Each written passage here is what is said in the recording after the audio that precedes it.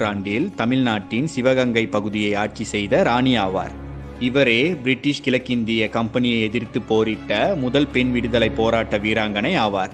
1730ஆம் ஆண்டில் ராமநாதபுர சமஸ்தானத்தை ஆட்சி செய்த செல்லமுத்து விஜய ரகுநாத சேதுபதி மன்னருக்கும் சங்கந்தி முத்தாத்தாளுக்கு பிறந்த ஒரே குழந்தையே இந்த வேலு நாச்சியார் ஆவார்.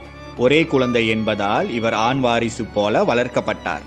வேலு நாச்சியார் சிறு வயதிலேயே ஆயுத பயிற்சிகளை கற்று தேர்ந்தார். மேலும் இவர் பிரெஞ்சு, ஆங்கிலம் மற்றும் உருது போன்ற மொழிகளையும் கற்றார்.